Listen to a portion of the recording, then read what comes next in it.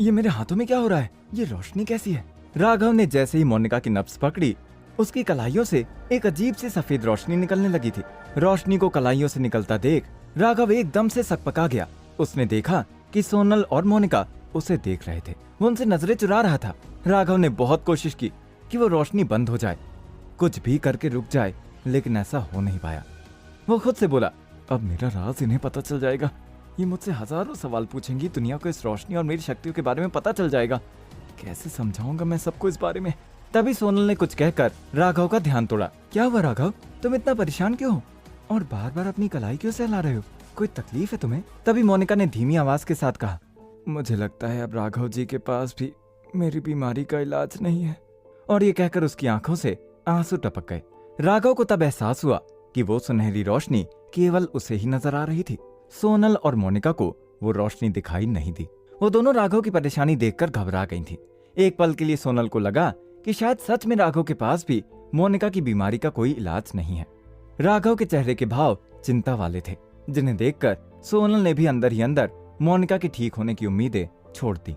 लेकिन फिर राघव बोला, नहीं ऐसा कुछ नहीं है, मोनिका जी जरूर ठीक हो जाएंगी। कि तभी राघव को लगने लगा कि जैसे कुछ है, कोई शक्ति, कोई नेगेटिव शक्ति जो उसे पीछे धकेल रही है, मानो उसे इलाज करने से रोक रही हो।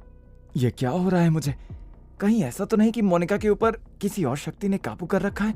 लेकिन ऐसा तो तब होता है जब किसी भारी तंत्र मंत्र का असर हो। तभी उसे समझ आया कि उसके हाथ में सुनहरी रोशनी का नजर आना भी इत्तेफाक नहीं था। सोनल के चेहरे पर भी शिकन थी, लेकिन तभी राघव की कलाइयों से रोशनी आना बंद हो गई थी और उसने अपनी विद्या और दिव्य दृष्टि का इस्तेमाल करके मोनिका का इलाज शुरू किया। राघव मोनिका के चेहरे के घाव को बड़े ध्यान से देख रहा था कि अचानक से उसका फोन बजने लगा। जब नजर फोन पर दौड़ाई तो देखा कि फोन उसकी सास गीता का था। गीता का फोन देख राघव का मुंह बन गया। उसने मुंह बनाते हुए बेहद धीमी आवाज में कहा, अब इनको क्या प्रॉब्लम हो गई? हमेशा गलत समय पर फोन करती है। इस वक्त ये मुझे क्यों फोन कर रही है? राघव ने जैसे ही फोन उठाया, उधर से गीता की चिल्लाने की आवाज आई, आखिर तुम हम लोगों से चाहते क्या हो? ना जाने के जन्म का बदला ले रहे हो। हमें चैन से जीने दोगे या नहीं? गीता को अचानक भड़कते हुए देख राघव एकदम हैरान था। उसने हैरानी से पूछा, अब मैंने क्या कर दिया जिसको लेकर आप मुझ पर इस तरह से भड़क रही हैं? गीता ने चिल्लाते हुए कहा, क्या कर दिया?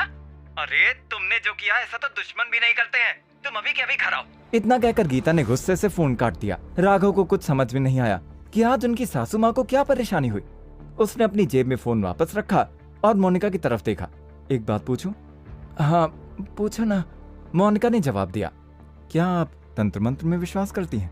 क्या आपके आसपास कोई ऐसा है जो ये सारी क्रियाएं करता है? राघव के सवाल से मोनिका थोड़ी हिचकिचाई और बोली, ऐसा क्यों पूछ रहे हो? राघव समझ गया कि कुछ तो है जो मोनिका उससे छिपा रही है। एक्चुअली एक बार मैं अपने बिजनेस के सिलसिले में गुवाहाटी गई थी। वहाँ जिस क्लाइंट से मिलने मैं गई थी वो बहुत अच्छा था, हमारे काम से बहुत इम्प्रेस्ड था। हमेशा पूछता था कि मेरा बिजनेस इतना अच्छा कैसे चलता है। उसी ट्रिप पर उसने मुझे सजेस्ट किया कि मुझे एक तांत्रिक से मिलना चाहिए, वो मेरे बिजनेस को बढ़ाने में मेरी मदद करेंगे। मेरे मन में लालच आ गया, मैं उस तांत्रिक से मिली।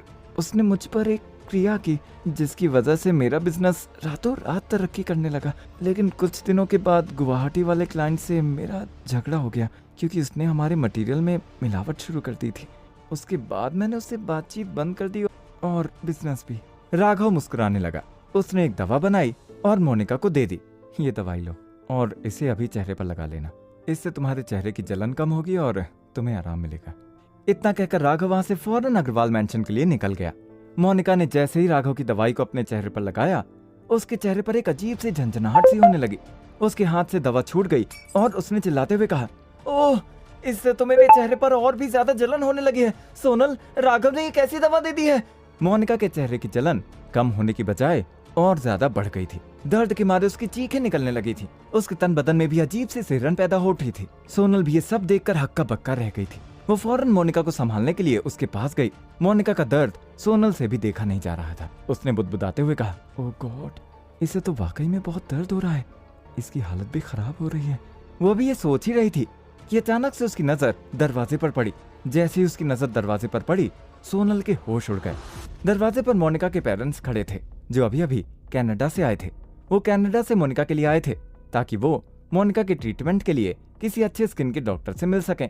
अंदर आते ही जैसे ही मोनिका के पिता अक्षय ने मोनिका को चिल्लाते हुए देखा, वो फौरन उसकी तरफ दौड़ गए और कहा, मोनिका कितनी तकलीफ में है मेरी बच्ची। बेटा मैं आ गया हूँ, तुम परेशान ना हो। अपने पापा को देख मोनिका रोने लगी और उसने रोते हुए कहा, पापा बहुत दर्द हो रहा है और जब से ये दवा लगाई तब से जलन और भी ज्यादा बढ़ गई है। फिर आगे वही हुआ जिसकी उम्मीद सोनल ने की थी। अक्षय गुस्साते हुए सोनल से कहने लगा, ये तुमने क्या कर दिया मेरी बेटी के साथ? तुमने तो मेरी बेटी को ठीक करने की जिम्मेदारी ली थी ना, लेकिन तुमने तो इसके साथ और बुरा कर दिया। अक्षय की ये बात सुन सोनल सकपका सी गई। वो खुद को इस पल ठगा हुआ महसूस कर रही थी। राघव को वो यहाँ इस उम्मीद से लाई थी कि वो मोनिका की बीमारी को ठीक कर देगा, लेकिन ठीक करने के बजाय मोनिका को और भी दर्द होने लगा था। उसके ऊपर से मोनिका के पापा इन सब चीजों के लिए सोनल को ही जिम्मेदार ठहराने लगे थे। अक्षय सोनल को काफी बुरा भला कहने लगे। इससे पहले सोनल को किसी ने इस तरह से जलील नहीं किया था। अपनी इस तरह बेइज्जती होते देख सोनल गुस्साते हुए वहाँ से चली गई। उसने अभी क्लिनिक से बाहर कदम ही रखा था कि उसे मोनिका का भाई सूरज और उसकी छोटी बहन प्रिशा मिल गई। सोनल को गुस्सा कर जाता हुआ देख प्रिशा ने उससे इस तरह से जाने की वजह पूछी तो अंदर जो भी हुआ सोनल ने प्रिशा को एक एक करके सारी बात बता दी। प्रिशा सूरज के साथ फौरन भागती हुई अंदर आई और अपने पापा से कहने लगी, पापा आपने सोनल दीदी के साथ ऐसा बर्ताव क्यों किया? मैंने उनसे मदद मांगी थी और वो तो सिर्फ मोनिका की मदद कर रही थी। प्रिशा ने अपने पापा की सारी कंफ्यूजन दूर करते हुए बताया कि किस तरह से सोनल मोनिका के लिए भाग दौड़ कर रही थी और शहर के सबसे बेस्ट डॉक्टर से मोनिका के ट्रीटमेंट के लिए वो कंसल्ट भी कर रही थी। जब प्रिशा ने अक्षय को सोनल के बारे में सब कुछ बताया तब जाकर कहीं अक्षय को अपनी गलती का एहसास हुआ। उन्होंने अफसोस जताते हुए प्रिशा से कहा, बेटा मुझसे गलती हो गई। मोनिका की हालत मुझसे देखी नहीं गई और मैंने अपना सारा गुस्सा सोनल पर निकाल दिया। तुम प्लीज सोनल को वापस बुला लो। प्रिशा सोनल को बुलाने के लिए बाहर आई। सोनल अभी क्लिनिक के बाहर ही खड़ी होकर अपनी कार का इंतजार कर रही थी। प्रिशा फौरन उसके पास गई और उसे मनाते हुए कहने लगी, दीदी पापा को थोड़ी सी मिसअंडरस्टैंडिंग हो गई थी, आप प्लीज नाराज मत होइए, आप वापस चलिए cause we need you. Prisha के काफी मनाने के बाद सोनल मान गई और वो प्रिशा के साथ वापस अंदर चली आई। फिर वापस आते ही प्रिशा ने अपने पापा अक्षय को राघव के बारे में भी बताया कि किस तरह से सोनल के दोस्त राघव ने सोनल के बेटे रोहन का इलाज उस वक्त किया जब सभी डॉक्टरों ने रोहन के बचने की उम्मीद छोड़ ही दी थी। राघव की काफी बड़ाई सुनकर अक्षय काफी इंप्रेस हुआ। उन्होंने अपने मोबाइल में ना जाने किसको मैसेज किया और राघव की सारी डिटेल्स निकलवाई। थोड़ी देर में जब उनके पास राघव की डिटेल्स आई, राघव की डिटेल के बारे में पढ़कर एकदम से शॉक्ड हो गए। उन्होंने शॉक्ड होकर कहा, राघव शर्मा ये तो अग्रवाल परिवार का दामाद है। इधर अग्रवाल परिवार में हंगामा मचा हुआ था। इसी हंगामे के बीच राघव भी वहाँ पहुँच गया। जैसे ही राघव ने अपने कदम रखे, गीता उस पर चिल्लाते हुए कहने लगी, मिल गया सुकून हमें बर्बाद करके। यही तो तुम चाहते थे ना कि हम सब एक एक फूटी कौड़ी के लिए तरसे। अब ये छवि तुम्हारी पूरी हो गई। जब से गीता ने राघव को फोन किया था तब से वो हैरान था कि आखिर अब उसने ऐसा क्या कर दिया और अभी भी गीता उसे साफ साफ नहीं बता रही थी कि आखिर वो राघव पर इतना भड़क क्यों रही थी। राघव ने झल्लाते हुए गीता से पूछा, तब से आप गोल गोल बातें कर रही हैं, आप मुझे साफ साफ बताएंगी कि आखिर मैंने किया क्या है?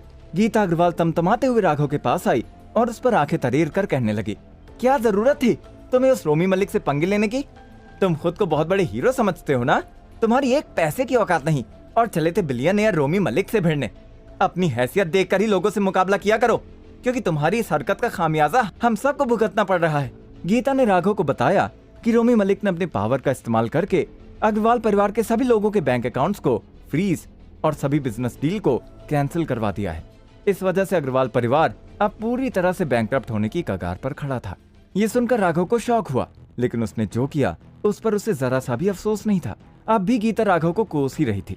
तभी गीता को एक फोन आ गया। ये अमन खुराना का फोन था। ये वही अमन था जिससे मुलाकात के लिए गीता स्नेहा को होटल ताज ले गई थी और जहां राघव और अमन का आमना सामना हुआ था। अमन ने गीता को इस मुश्किल घड़ी से बाहर निकलने की मदद पेश करते हुए अपना ऑफर देते हुए गीता से कहा, गीता जी, आई नो आपकी फैमिली बहुत बड़ी मुश्किल में है और इस मुश्किल से सिर्फ मैं ही आपको निकाल सकता हूँ। गीता ने हैरान होकर अमन से पूछा, थैंक्स अमन बेटा, लेकिन तुम कैसे मदद कर पाओगे? अमन ने अपना प्रपोजल देते हुए कहा, अगर आप अपनी बेटी स्नेहा की शादी मुझसे करवा दे तो मैं आपको अपनी कंपनी के कुछ शेयर दे दूंगा और आपकी जो भी बिजनेस डील कैंसिल हुई है उसे दोबारा आपको दिलवा दूंगा। अमन के इस ऑफर को सुनकर गीता अग्रवाल सोच में पड़ गई। मुझे थोड़ा वक्त दो, मैं तुम्हें फोन करती हूँ। ये कहकर गीता ने फोन रख दिया।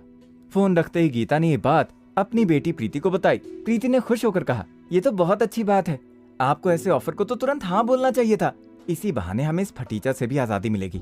गीता ने प्रीति से कहा, मेरी तो हाँ ही है, बस एक बार ये बात स्नेहा को बता दूं। अमन खुराना का ऑफर सुनकर राघव को अंदर से बुरा लग रहा था, लेकिन इस वक्त वो कुछ भी करने की हालत में नहीं था। फिर गीता और प्रीति ने राघव को गिरी नजर से देखा और मुंह बनाते हुए स्नेहा को अमन के ऑफर के बारे में बताने उसके कमरे में चली गईं। स्नेहा इधर अपने कमरे में अपनी फैमिली के बारे में ही सोच रही थी कि अब उसकी फैमिली का क्या होगा, उसकी फैमिली इस मुश्किल घड़ी से कैसे बाहर आएगी। इतने में गीता और प्रीति चहकती हुई उसके पास आईं। फिर गीता ने स्नेहा के सर पर हाथ फेरकर कहा, पिछले जन्म में हमारी बेटी ने जरूर कोई पुण्य का काम किया होगा, जो इसके लिए अभी भी इतने अच्छे रिश्ते आ रहे हैं। ये सुनकर स्नेहा को कुछ समझ नहीं आया कि अचानक उसकी माँ ऐसा क्यों कह रही है। फिर उसे प्रीति ने समझाते हुए कहा, स्नेहा, उस दिन इतना कुछ होने के बाद भी अमन तुझसे शादी करने के लिए तैयार है। इससे तेरी जिंदगी सुधर जाएगी और हमारे परिवार पर आई हुई ये मुसीबत टल जाएगी। अमन हमें इस प्रॉब्लम से निकाल लेगा। तो अमन से शादी करके अपनी फैमिली की इज्जत को बचा ले। प्रीति ने स्नेहा को अमन के ऑफर की पूरी बात बताई। स्नेहा चाहती थी कि उसकी फैमिली सिचुएशन से बाहर निकल जाए और इस सिचुएशन में अपनी फैमिली को बाहर निकालने के लिए वो कुछ भी करने को तैयार थी। लेकिन दूसरी तरफ उसके सामने राघव का भी चेहरा घूम रहा था। स्नेहा पूरी तरह से दुविधा में आ चुकी थी। उसे हर हाल में अब फैमिली और राघव में से किसी एक को चुनना था। फैमिली या फिर राघव, आखिर किसे चुनेगी स्नेहा? आखिर राघव की डिटेल को जानकर अक्षय क्यों शॉक्ड हो गए? क्या सच में राघव ने मोनिका को गलत दवाई दे दी थी? इन सभी सवालों के जवाब जानने के लिए सुनिए एक लाचार दामाद से सुपर दामाद बनने की कहानी।